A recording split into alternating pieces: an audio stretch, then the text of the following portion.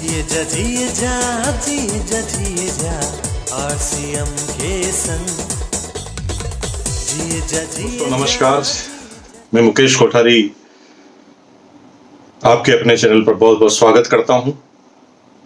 दोस्तों, आज अनसुने किस्से का वॉल्यूम 2 आपके सामने लेकर आया हूं। आरसीएम के बारे में आप बहुत जानते होंगे, आरसीएम आप कर रहे होंगे, लेकिन आरसीएम की इस विशेष सीरीज में कुछ मैं ऐसे अनसुने किस्से के बारे में आपसे जिक्र करूंगा जिसके बारे में कोई जनरली बात नहीं करता और शायद मैक्सिमम लोगों को पता नहीं है, क्योंकि डे वन से मैं इस बिजनेस के साथ जुड़ा हूं। जब से आरसीएम चालू हुआ तब से लगभग शुरुआती दौर से मैं जुड़ा हुआ हूं, तो उस समय की बात मैं आपसे करने जा रहा हूं। डायरेक्ट सेलिंग में ये डिसीजन हो चुका था आरसीएम का कि आरसीएम जो है, यानी जो एक कंपनी है कपड़े बनाने वाली, वो अब डायरेक्ट सेलिंग में आएगी। लेकिन बात थी कि ये निर्णय तो हो गया कि डायरेक्ट सेलिंग करना है और कपड़े को डायरेक्ट सेलिंग में लेकर आना है, लेकिन शुरुआत कैसे हो और इस कंपनी का नाम कैसे रखा जाए। दोस्तों, बहुत इंटरेस्टिंग बात है।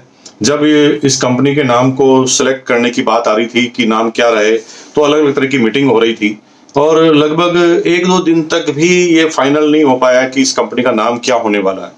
दोस्तों, फिर हुआ ये कि एक दिन सब लोग, जिसमें टीसी छाबड़ा जी और टीसी छाबड़ा जी के छोटे ब्रदर प्रकाश चंद्र छाबड़ा, पीसी छाबड़ा जी, और हम सारी जो सीनियर मार्केटिंग एग्जीक्यूटिव की टीम जो है अपने जो मार्केटिंग का ऑफिस था वहां पर बैठे हुए थे और बात चल रही थी कि यार कैसे सिलेक्ट किया जाए।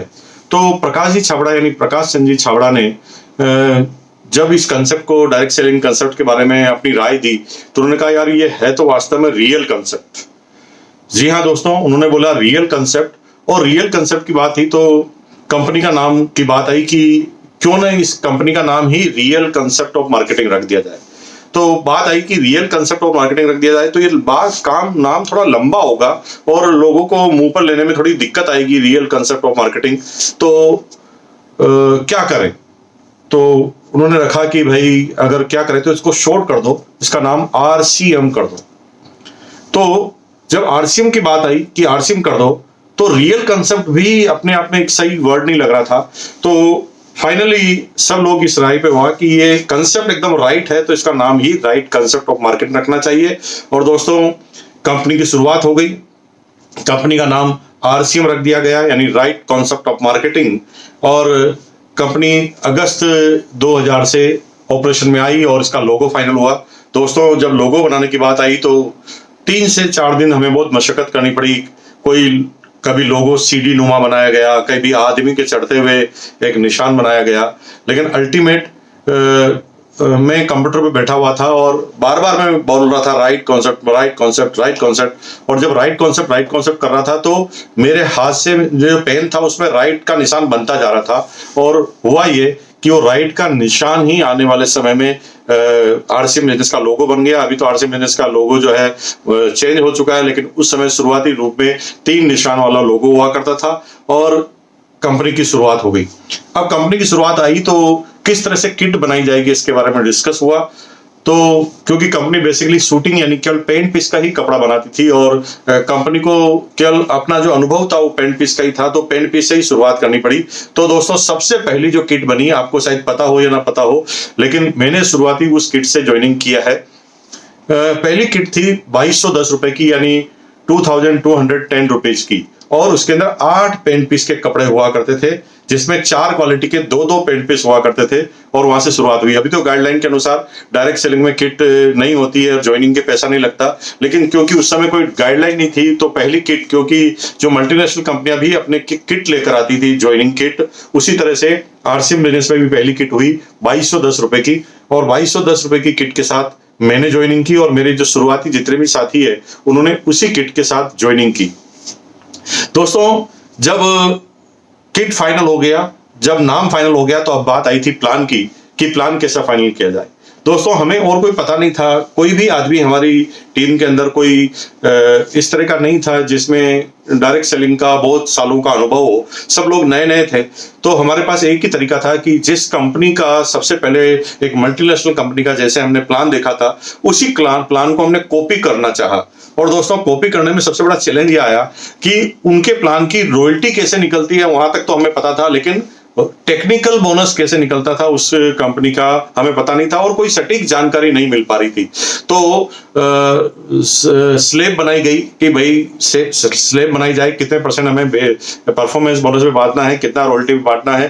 तो बात थी कि कुछ तो उस कंपनी से ज्यादा होना चाहिए।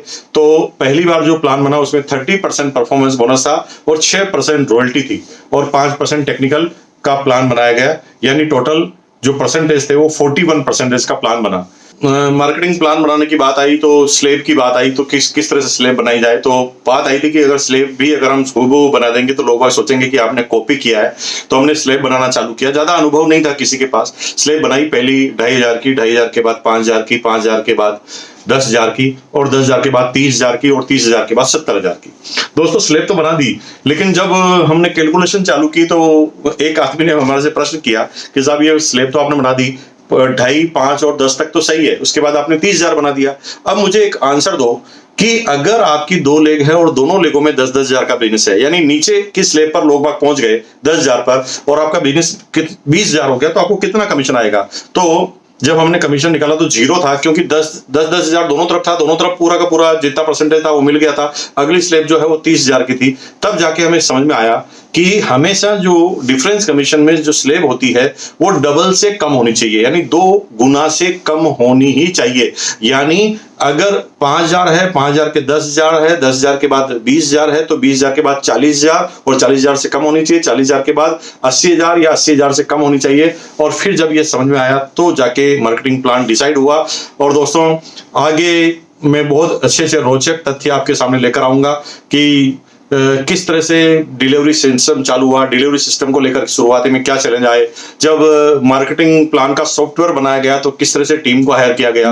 और टीम जो जिसने कभी डायरेक्ट सेलिंग देखी नहीं है वो टीम को बड़ा चैलेंज आया कि ये स्लेब की कैसे कैलकुलेशन की जाए, क्योंकि जो सॉफ्टवेयर वाले लोग थे और उन्होंने सॉफ्टवेयर बनाना चालू किया तो किस तरह से उन्हें हमें समझाया और उन लोगों को कितना टाइम लगा, कितनी तरह की टीमें आई और कंपनी की ऑटोमेटिक एस्टेब्लिशमेंट कब हुआ जब सही रूप से कंपनी काम करना चालू की। अगले वीडियो में इन सारी बातों का मैं जिक्र आपके सामने करूंगा। दोस्तों बहुत अच्छा लग रहा है, आप कमेंट जरूर कीजिए, क्योंकि ये चीज सीखने की नहीं है, ये चीज है हिस्ट्री की। और हिस्ट्री क्यों बताई जाती है, कुछ लोग बोलते हैं कि सर आरसीएम में कैसे हुआ, अगर इस बातों को बताने की बजाय हमें क्या करना चाहिए वो बताएंगे तो अच्छा लगेगा। लेकिन दोस्तों मैं आपको लॉजिक समझा देता हूं। लॉजिक क्या है, हिस्ट्री हमें सीखने का मौका देती है। हिस्ट्री से ही हम सीखते हैं। रामायण महाभारत ये सब हिस्ट्री है और उन हिस्ट्रियों से जो अनुभव हैं हम लेते हैं और अपने जीवन में उतारते हैं। इसलिए दुनिया के हर कंट्री में आप जाएं तो वहां पर हिस्ट्री एक सब्जेक्ट होता है। हिस्ट्री से ही हमें आने वाले वक्त में क्या निर्णय लेना है उसका आंसर हमें मिलता है। आप कमेंट करते रहिए। ये भी एक सीरीज है जिसको हम लगातार चलाते रहेंगे और सीखने का जहां तक दौर है हम वो भी लगातार आप काम करते रहेंगे। बहुत बहुत धन्यवाद आपका, बहुत अच्छा लगा, धन्यवाद, thank you once again.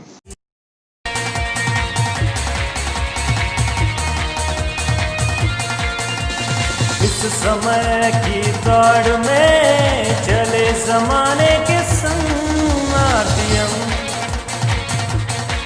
RCM